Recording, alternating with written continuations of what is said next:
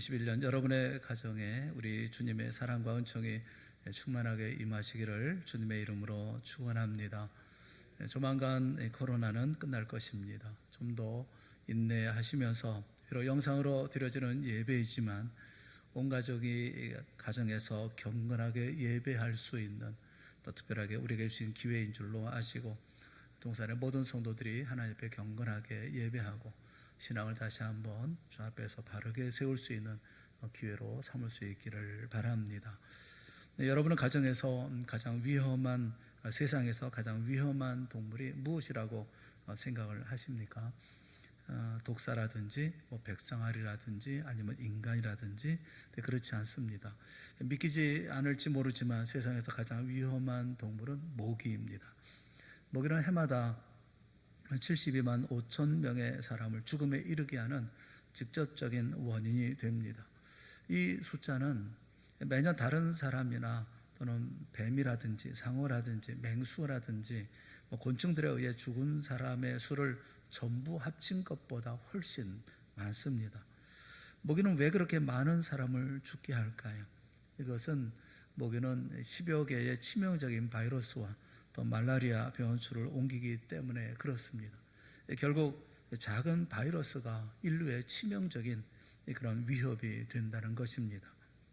14세기에 유행했던 패스트는 전 세계 인구의 17% 이상을 죽음으로 몰아갔습니다. 코로나19 확진자가 전 세계에 어제 기준으로 8,396만 4,412명, 약 8,400만 명이 확진자가 생겼고 사망자도 182만 7,558명, 한 200명가량이 사망하기도 했습니다. 너무 작아서 눈에 보이지도 않고 손에 잡히지도 않는 바이러스에 속수무책으로 휘둘리면서 우리는 한없는 무력감을 느낍니다. 그렇다면 하나님을 섬기는 우리는 어떤 자세로 이 팬데믹에 대항하고 또 어떤 자세로 2021년을 시작을 해야 할까요? 우리를 향한 하나님의 계획과 뜻은 또 어떤 것일까요? 옛 경건한 교부들과 종교 개혁자들은 전염병 유행이라든지 흑사병 팬데믹을 어떻게 대했을까요? 1527년 여름 비텐베르크에 흑사병이 닥쳐왔을 때 당시 통치자였던 프리드리히 선제후가 마틴 루터에게 도시를 떠나라 라고 명령을 했습니다. 하지만 루터는 흑사병이 창궐한 도시에 남아서 환자들과 죽어가는 자들을 돌보았습니다. 치사율이 무려 75%에 달하는 흑사병이 도는 도시 비텐베르크 한복판에서 피신하지 않은 채 그는 소수의 학생들에게 요한 1서와 디도서를 가르쳤다고 합니다. 그때 남아있는 것은 그 공개 서한이 남아있습니다. 루터는 비텐베르크의 모든 목회자에게 공개 서신을 보냈습니다. 그 서신에 그는 예수님의 말씀, 내가 병들었을 때에 내가 돌보지 아니하였느니라 라는 말씀과 지극히 작은 자 하나에게 한 것이고 내게 한 것이니라 라는 말씀을 얘기하면서 불이 났는데 돕지 않겠는가? 깊은 물에 빠진 사람을 건져내지 않겠는가? 마귀는 우리를 늘상 두려움과 염려의 폭동 아래 놓이게 만든다. 그러므로 그 네 가지를 그는 이야기를 했습니다. 첫째, 모든 사람이 교회에 참석해서 설교를 듣게 하라. 두 번째, 모든 사람이 죽음에 대해 준비하게 하라. 세 번째, 서로 위로하며 격려하며 도우라. 네 번째, 주님의 도우심을 간구하라 라고 권면했습니다. 그리고 예수 그리스도께서 정결한 신앙과 강렬한 사랑 안에서 보호해 주시고 그의 날까지 흠없이 순결하게 보호해 주시기를 기도하며 편지를 마쳤습니다. 환난과 질병의 팬데믹에 소망과 믿음으로 적극적으로 대처하는 자세를 루터는 권하고 있었죠. 저는 오늘 우리가 읽었던 본문을 통해서 우리에게 찾아오는 모든 환난에 적절히 대처하기 위해서 먼저 우리가 어떤 믿음을 가져야 하며 어떤 소망을 품어야 할 것인지를 함께 말씀을 나누고 그리고 우리가 함께 말씀을 대하려고 합니다. 사랑하는 여러분, 예수님은 우리의 생명의 구원자시고 소망이 되시는 분이십니다. 그런데 예수님이 하셨던 일이 무엇입니까? 모든 것을 소멸시키는 죽음의 권세를 깨뜨리시고 영원히 부활하셨다는 사실을 우리는 항상 기억을 해야 합니다. 우리가 예수님의 부활을 생각할 때 먼저 생각해야 하는 것은 예수님이 십자가의 죽음을 먼저 받아들이지 않았다고 한다면 예수님의 부활은 아예 없었을 것이라는 것입니다. 예수님의 부활의 대전제는 바로 예수님의 죽음이었습니다. 예수님의 죽음이 곧 부활의 시발점이었다는 것을 안다면 사랑하는 여러분, 예수님 안에서 우리의 죽음도 절망적인 종결이 아니라 새로운 시작을 향한 소망이 된다는 것을 알아야 한다는 것입니다. 죽음의 권세를 깨뜨리신 예수님 안에서 대체 이 세상 그 무엇이 우리를 절망시킬 수 있겠습니까? 그런데 2000년 전 제자들은 예수님의 죽음을 받아들이려 하지 않았습니다. 예수님의 죽음을 받아들이지 못했으니 예수님의 부활도 생각을 하지 못하는 것은 당연한 것이죠. 명색이 예수님의 제자이긴 했지만 그들은 마지막 순간까지 예수님을 제대로 알지 못했고, 그래서 죽음도 부활도 알지 못했습니다. 그들의 몸은 예수님 곁에 있었지만 마음과 생각은 세상 사람들과 조금도 다름이 없었습니다. 3년에 걸친 예수님의 공세가 막바지에 이르렀을 때 마가복음 8장을 보면 예수님이 제자들에게 질문하십니다. 너희는 나를 누구라 하느냐? 라고 물으십니다. 너희는 나를 누구라 하느냐? 예수님의 그 질문에 베드로는 즉시 대답합니다. 주는 그리스도십니다. You are the Messiah. You are the Christ. 수에이호 크리스토스. 대답을 합니다. 예수님은 하나님이 오래전부터 약속하신 메시아, 즉 구원자라는 의미입니다. 예수님과 베드로의 이 문답은 아무것도 없는 허허벌판이나 심산계곡에서 이루어진 것 아닙니다. 마가복음 8장 27절은 예수님과 베드로의 이 대화는 빌립보 가이사랴에서 이루어졌다, 그렇게 말씀을 합니다. 헤롯 대왕의 아들 헤롯 빌립은 아름다운 헬몬산 기슭에 도시를 건설하고 자신의 이름 빌립이라는 이름하고 황제의 칭호 가이사르라고 하는 이 칭호를 합쳐서 빌립보 가이사랴라고 명명을 했던 거죠. 당시 로마 제국 내에 황제의 이름이나 칭호를 붙인 도시들이 여럿 있기는 했지만 아무 도시나 이름을 붙일 수 있는 것은 아니었습니다. 황제의 이름이나 칭호를 붙이려고 하면 두 가지 조건이 충족되어야만 했었습니다. 첫째는 로마 황제의 위용에 걸맞는 그런 규모의 도시여야 했었고, 두 번째는 그 도시의 중심부나 가장 높은 곳에 로마 황제의 신전이 자리 잡고 있어야만 했었습니다. 당시 로마 황제는 인간의 경배를 받는 신이었기 때문에 분봉한 헤롯 빌립이 건설한 이 도시에 로마 황제의 칭호를 붙였다고 하는 것은 그 도시가 이 두 가지 조건 모두를 다 갖추고 있었다는 것을 의미하는 것이죠. 한마디로 빌립보 가이사랴는 황제의 신전이 모든 것을 압도하는 황제의 도시였다는 것입니다. 바로 그 황제의 도시에 예수님이 제자들과 함께 그곳에 오셨던 것입니다. 갈릴리 빈민 출신인 예수님의 행색은 황제의 문지기보다도 더 초라했을 것입니다. 하지만 예수님은 그 화려한 황제의 도시에서 제자들에게 너희는 나를 누구라 하느냐 라고 물으셨고, 베드로는 주는 그리스도십니다 라고 대답을 했다는 겁니다. 그것은 위대한 신앙 고백이었습니다. 지중해 세계를 제패한 절대 권력자, 저 황제의 신전에서 인간의 경배를 받는 로마 제국의 황제가 구원자가 아니라는 것입니다. 비록 금과 음은 없다 할지라도, 행색은 좀 초라한다 할지라도 나사렛 예수 당신만이 참된 구원자이십니다 라는 고백이었던 겁니다. 다시 말하면 이 세상을 압도하고 있는 황제의 논리, 만물의 논리를 쫓지 않냐고 오직 길이요 진리요 생명이신 예수 그리스도를 쫓아 살겠다고 하는 결단의 고백이었습니다. 그들의 고백은 이 땅에 오신 예수님이 하나님께서 약속하신 메시아이심을 분명하게 인식한 인간 최초의 고백이었던 겁니다. 이런 베드로의 고백을 받으시고 예수님은 드디어 말씀하십니다. 십자가를 말씀하십니다. 십자가의 죽음과 부활에 대해서 말씀하셨던 것입니다. 이것이 십자가의 죽음과 사흘 만에 부활하실 것을 예고하신 첫 번째 말씀이었습니다. 마가복음 8장 31절에 있는 말씀을 우리 한번 다 같이 읽어보면 좋겠습니다. 같이 보겠습니다. 인자가 많은 고난을 받고 장로들과 대제장들과 서기관들에게 버림받아 죽임을 당하고 사흘 만에 살아나야 할 것을 비로소 그들에게 가르치시되, 여기 인자가 피온 안드로프, 이 사람의 아들이라는 의미의 이 인자라는 말은 구약성경 에스겔서에서 메시아의 상징으로 사용된 용어로 예수님이 메시아인 당신 자신을 가리켜 사용하신 말씀입니다. 베드로가 예수님의 메시아 되심을 분명하게 고백한 후에 예수님은 자신의 죽음과 부활에 대해서 비로소 가르치셨다라고 말씀을 합니다.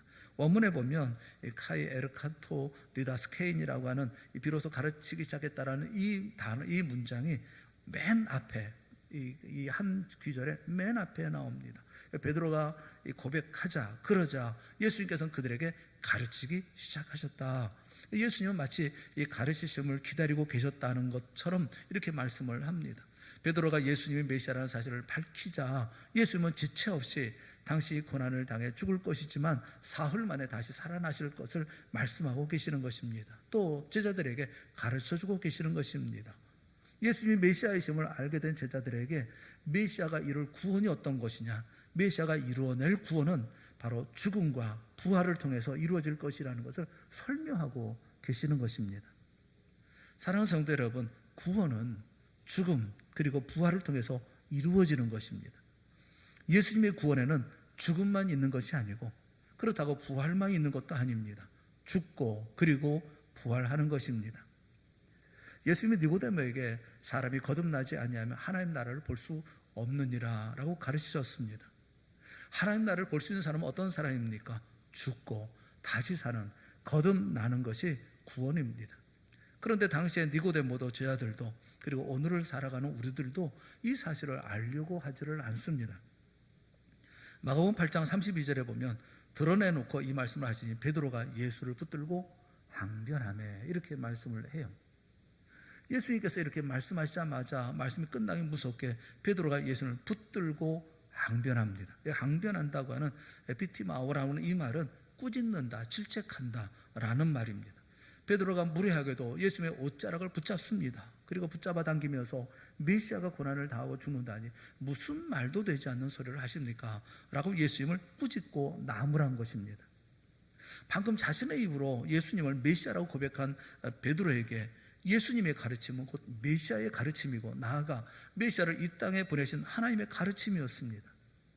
혹시 다른 제자라면 몰라도 예수님을 자신의 입으로 메시아라고 고백한 베드로가 예수님이 무슨 말씀을 하시든지 메시아이신 주님의 말씀을 듣는 것이 맞습니다. 그래야 되는 것입니다. 하지만 베드로는 예수님의 옷자락을 붙잡아 당기면서 도대체 무슨 소리를 하고 계시느냐 라며 도리어 예수님을 꾸짖습니다.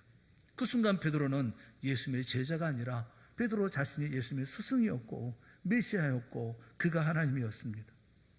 우리가 그렇지 않습니까? 우리가 예수님을 가르치려고 들고 있고 우리의 뜻과 생각대로 다 이루어져야 한다고 생각하지 않습니까? 내가 세상의 메시아고 내가 하나님이 아니었습니까?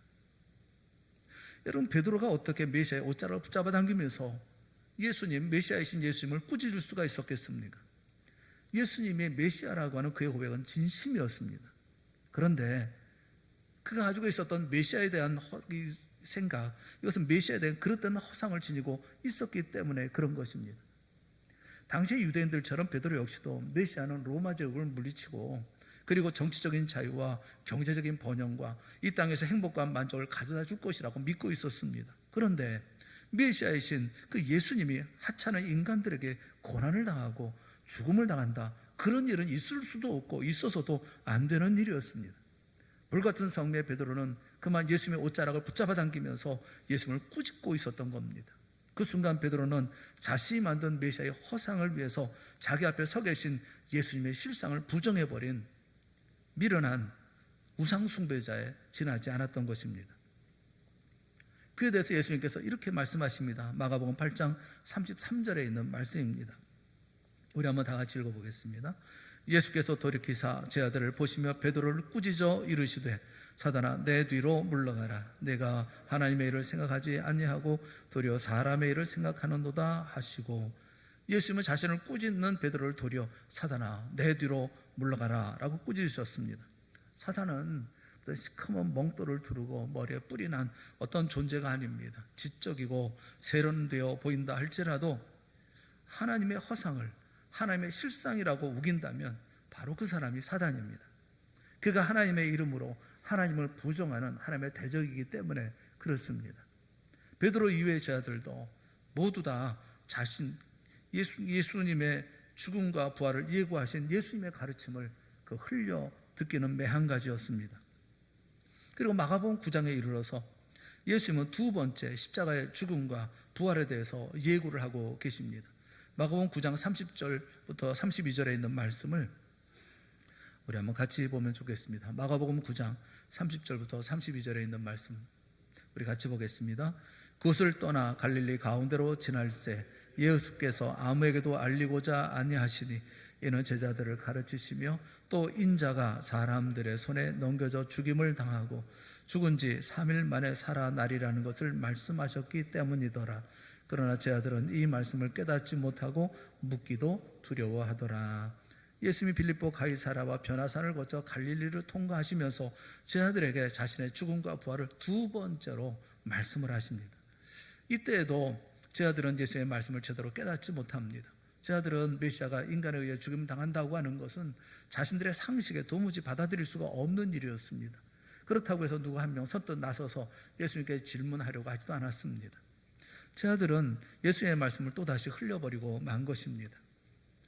오늘 우리가 읽었던 본문은 예수님이 제자들에게 죽음과 부활에 대해서 세 번째이자 마지막으로 말씀하시는 말씀입니다. 이 오늘 본문에 있는 말씀을 우리 한번 같이 보았으면 좋겠습니다. 마가복음 10장 32절부터 34절에 있는 말씀입니다. 같이 보겠습니다.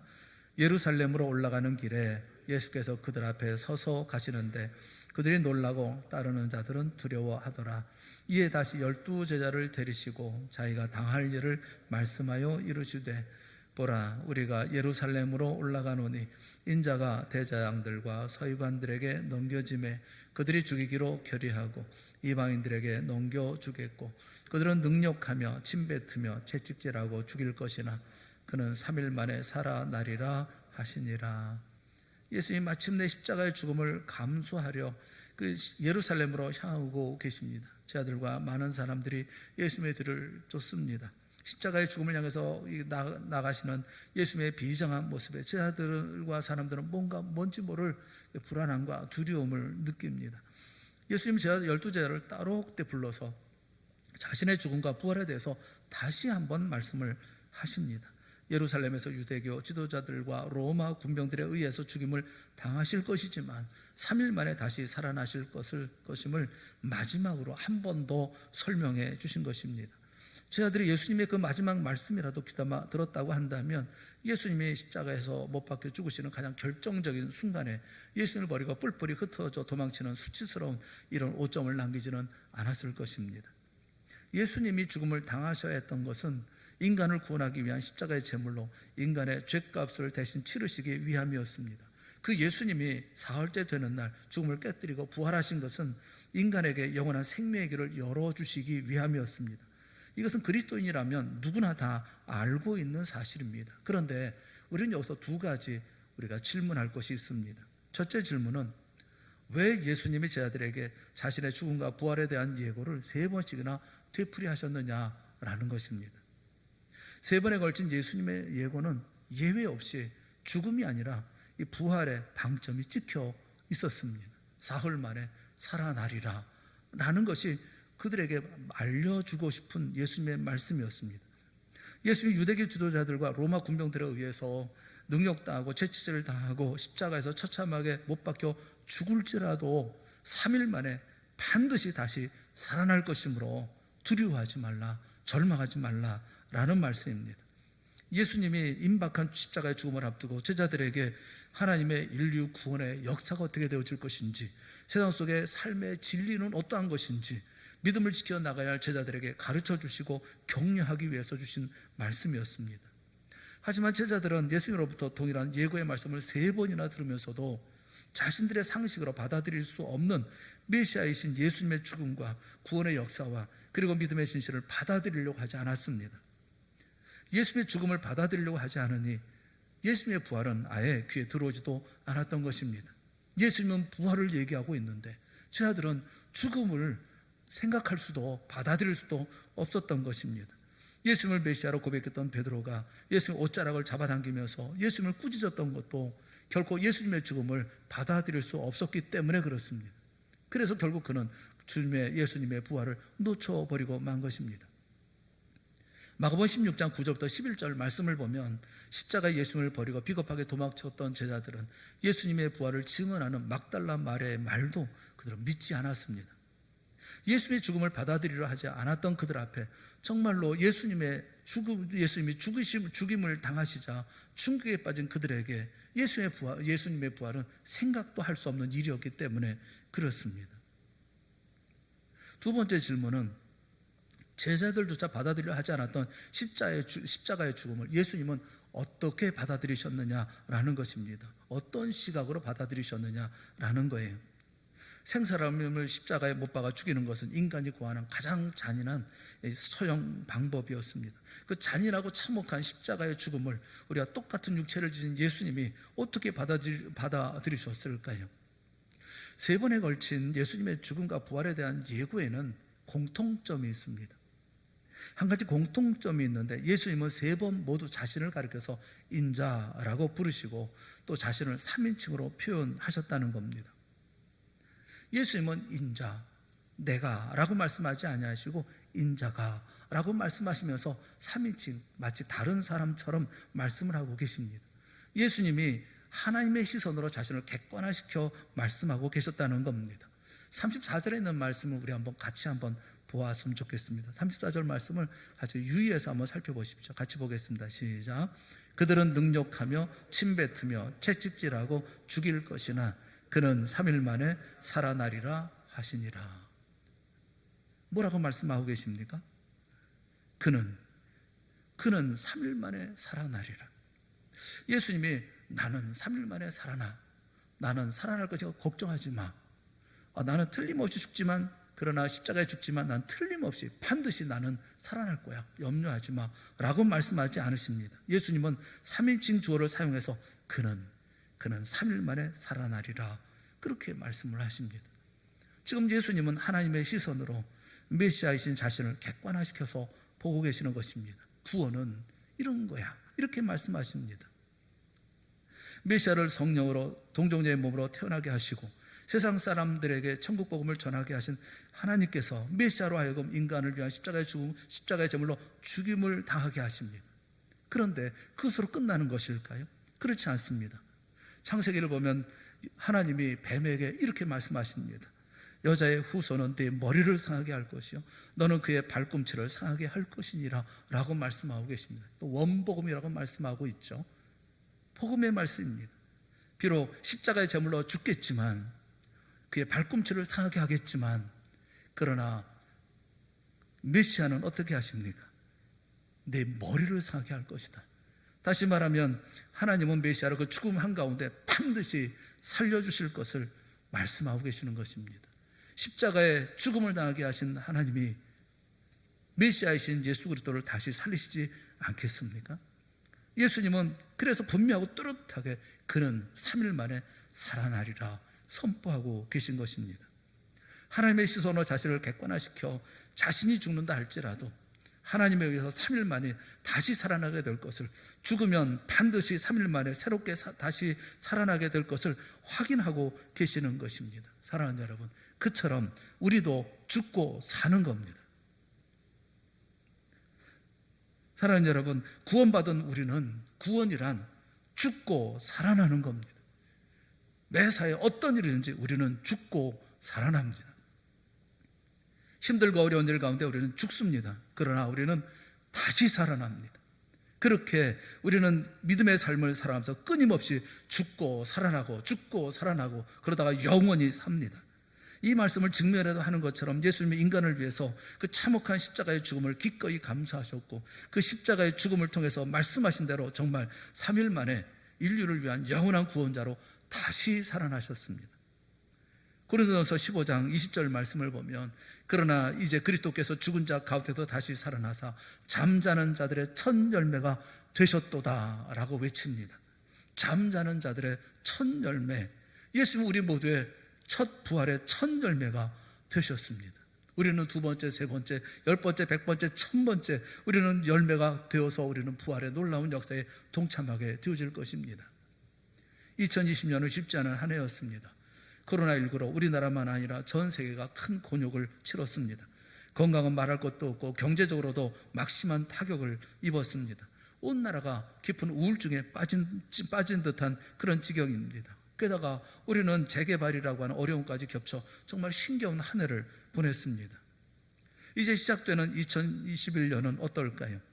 2021년 역시 우리는 적지 않은 어려움과 시행착오를 겪게 될 것입니다. 물론 회복될 것입니다. 일상이 회복될 것이고 교회가 회복될 것이고 사회와 가정이 회복될 것입니다. 그러나 그 와중에 우리가 져야 할 부담도 만만치 않을 것입니다. 코로나19가 끝나면 다시 회복을 위해서 전력을 다 쏟아야 할 것이기 때문에 그렇습니다. 그러나 그 모든 것이 불확실할 때일수록 우리는 우리 자신의 근심이나 불안에 스스로 매몰당하는 어리석음을 범해서는 안 될 것입니다. 한 치 앞도 내다보지 못하는 우리 속에는 본래 답이 없습니다. 그러므로 우리는 예수님처럼 하나님의 시선으로 우리나라를, 이 시대를, 우리 자신을 객관화시켜서 볼 수 있어야 합니다. 그는 3일 만에 살아나리라는 시각이 우리에게 있어야 된다라는 겁니다. 교회 비전으로 제시한 것이 예레미야서 32장 41절에 있는 말씀입니다. 예레미야 32장 41절 말씀에 내가 기쁨으로 그들에게 복을 주되 분명히 나의 마음과 정성을 다하여 그들을 이 땅에 심으리라. 예레미야를 통해서 바벨론의 포로로 끌려갈 것을 말씀하시지만 그러나 포로 생활 70년이 끝나고 난 후에 그들에게 내가 복을 주는데 기쁨으로 내가 복을 주고 그리고 나의 마음과 정성을 다하여 하나님의 마음과 정성을 다하여 그들을 이 땅에 심으리라 라고 말씀하고 계십니다. 저는 이 말씀이 우리에게 그대로 해당되는 말씀이라고 믿습니다. 2021년 주님은 이 땅에 우리를 마음과 정성을 다해서 기쁜 마음으로 복되게 심어주실 줄을 믿습니다. 여러분 보십시오. 일제강점기와 해방 이후의 혼란, 한국전쟁과 4.19 혁명, 5.16 군사정변, 12.6과 12.12 사태 또는 5.18 또는 6.29 IMF 금융위기, 지금의 코로나 사태, 그동안 우리나라가 숱한 위기의 순간들이 있었지만 그러나 하나님은 우리로 하여금 그 위기의 순간들을 거쳐오게 하시면서 지금까지 산업화와 민주화의 발전을 이루게 해주지 않았습니까? 그렇다면 하나님이 현재 두려움과 혼란과 불확실한 미래를 통해서도 우리나라를 3일 만에 다시 보다 새롭게 다시 살려주실 것이 분명하지 않겠습니까? 우리 각자의 삶 역시 마찬가지입니다. 지난 한 해 동안 우리는 실패의 쓴잔을 마셨을 수도 있습니다. 경제적으로 더 어려워졌을 수도 있습니다. 육체적으로 원치 않는 질병에 시달렸을 수도 있었습니다. 그러나 하나님의 시선으로 우리의 지난 삶을 객관화시켜 보십시오. 그때 마셨던 그 실패의 쓴잔 덕분에 하나님 앞에서 오히려 우리의 인생이 바르게 정립되지는 않았습니까? 그때 겪었던 경제적 어려움이 도리어 하나님 안에서 더 깊은 믿음의 삶의 자리로 나아가지 않았습니까? 그 모든 것이 우리에게 전화위복이 되지 않았습니까? 그때 그 육체의 질병이 주님과 더욱 친밀하게 만들었고 하나님에 의해서 우리의 영혼을 정금처럼 정화시켜 주지 않았습니까? 지난 세월 온갖 실패와 시련이 하나님 안에서 모두 합력하여 우리가 상상치도 못한 신비로운 하나님의 섭리로 귀결되지 않았습니까? 그렇다면 올해 2021년 우리의 인생이 혹 원치 않는 폭풍과 맞닥뜨린다 한다 할지라도 그 폭풍은 3일 만에 우리의 인생을 새롭게 다시 살려주시는 하나님의 은혜 가운데 분명히 있을 줄을 믿는 겁니다. 우리 각자에게 3일이라는 기간은 다 동일하지 않을 것입니다. 어떤 분에게는 3일은 문자 그대로 3일일 수가 있고 어떤 분에게는 석 달일 수도 있고 어떤 분에게는 3년일 수도 있을 것입니다. 그러나 하나님이 우리 각자를 위해 예정하신 3일 만에 반드시 우리를 다시 살리실 것이라는 사실에는 변함이 없습니다. 예수를 믿는 우리는 죽어도 3일 만에 반드시 다시 살아납니다. 아니 죽으면 3일 만에 정말 새로운 존재로 다시 살아납니다. 죽어도 다시 살리시는 예수님 안에 있는 우리를 이 세상 그 어떤 폭풍도 쓰러뜨릴 수는 없습니다. 그 예수님께서 새해를 맞는 2021년 새해를 맞는 우리에게 말씀하고 계십니다. 그들은 능욕하며 침뱉으며 채찍질하고 죽일 것이나 그는 3일 만에 살아나리라 말씀하십니다. 그 예수님이 우리와 함께 계시기에 그 예수님 안에서 2021년이 아무리 혼란스러워도 우리는 날마다 새날 새해를 엮어갈 것입니다. 능력을 당하고 침뱉음을 당하며 채찍질을 당하고 심지어 죽임을 당한다 할지라도 우리는 반드시 3일 만에 다시 새로운 존재로 다시 살아날 것입니다. 사랑하는 성도 여러분, 그러므로 소망으로 일어서십시오. 믿음으로 전진하십시오. 오직 하나님의 백성으로 사십시오. 오직 하나님만 경외하며 사십시오. 오직 자신을 하나님께 산 제물로 드리십시오. 그러면 하나님은 우리의 하나님이 되어주실 것입니다. 복을 주시기 위해서 우리를 떠나지 아니하실 것이고 영원한 언약을 세워주실 것입니다. 허락한 모든 복을 2021년 우리 모두에게 내려주실 줄을 믿습니다. 주어진 모든 소명을 두려움 없이 마침내 싸워 이루어내는 2021년 주님의 충성된 군사된 우리 모든 동산의 성도들이 다 되어질 수 있기를 주님의 이름으로 축원합니다. 함께 기도하겠습니다. 사랑의 하나님 아버지, 우리에게 은혜를 베풀어 주시옵소서. 십자가 앞에 주님의 마음을 우리도 읽게 하시고 이해하게 하시고 그 죽음을 통과한 후에 부활의 놀라운 기쁨의 역사에 동참하고자 하는 소망으로 가득한 저희가 되게 하여 주시옵소서. 그는 다시 살아날 것을 말씀하고 3일 만에 살아나리라 말씀하시는 주의 말씀을 우리 기억하게 하여 주시옵시고 반드시 부활의 놀라운 역사에, 다시 살아나는 놀라운 역사에 우리 모든 역사가, 우리 개인의 역사, 가정의 역사, 교회의 역사, 이 나라의 역사가 반드시 다시 주의 역사 가운데 있게 되어질 줄을 믿는 마음으로 소망 가운데 우리가 2021년 한 해를 바라보는 저희 모두가 되어질 수 있도록 은혜 베풀어 주시옵시고 소망과 용기와 힘을 가지고 새롭게 출발해 나가는 저희가 되게 하여 주시옵소서. 인도하시고 은혜 베풀어 주시고 반드시 주님께서 마음과 정성을 다하여 기쁨으로 복으로 이 땅에 우리를 심어 주실 줄을 믿습니다. 믿음을 가지고 주 앞에서는 우리 동산의 모든 성도들 그 미래가 되게 하여 주시옵소서. 예수님의 이름으로 간절히 기도드리옵나이다. 아멘. 우리 다 같이 자리에서 일어나셔서 우리 찬송가 167장 찬송하겠습니다.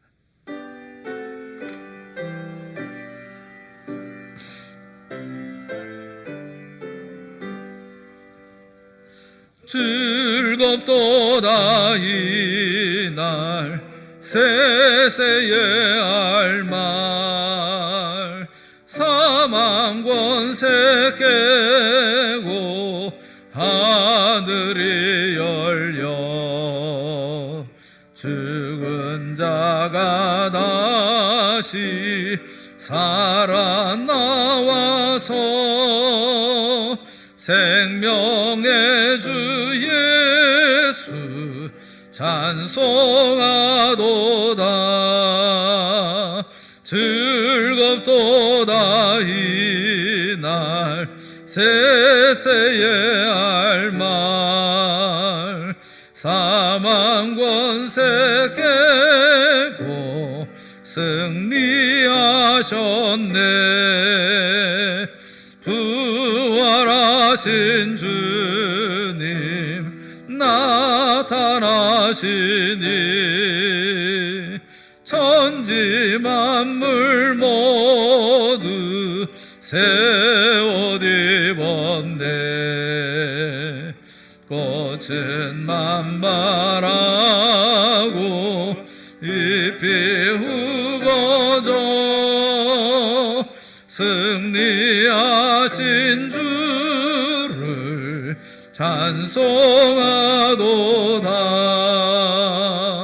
즐겁도다 이날 세세의 알말 사망 권세 깨고 승리하셨네. 생명의 주 예수 죽음 이기고 무덤 문을 열고 살아나셨네. 주의 말씀대로 이루어져서 사흘 만에 다시 살아나셨네. 즐겁도다 이날 세세의 알말 사망 권세 깨고 승리하셨네. 아멘.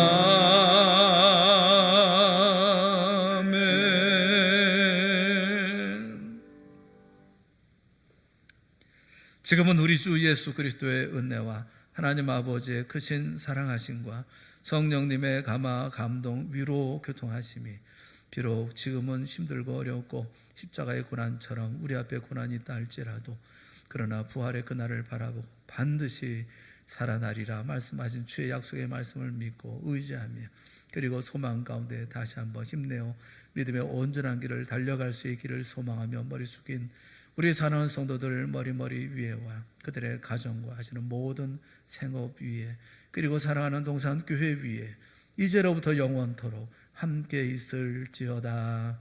아멘.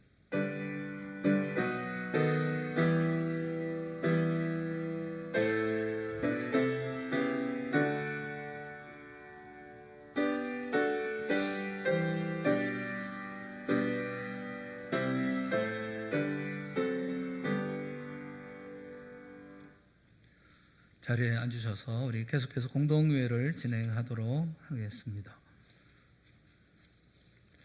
하나님의 말씀을 한 군데 보겠습니다. 디모데전서 3장 15절에 있는 말씀 한 말씀 읽고 그리고 기도하도록 하겠습니다. 이 집은 살아계신 하나님의 교회요 진리의 기둥과 터니라. 아멘. 기도하겠습니다. 사랑의 하나님 아버지, 우리로 2021년 시작하며 공동의회를 이제 하려고 합니다. 하나님께서 함께하여 주셔서 이 모든 일에 어려움 없게 하여 주시옵시고 또 적은 성도들이 모였지만 그러나 교회의 미래를 위해서 준비된 이 모든 시간에 온 성도가 한마음이 되어질 수 있도록 은혜 베풀어 주시옵소서. 예수님의 이름으로 기도드리옵나이다. 아멘. 네, 당에 서게 되시는 우리 전에 한번 인원 점검해 주시고요. 몇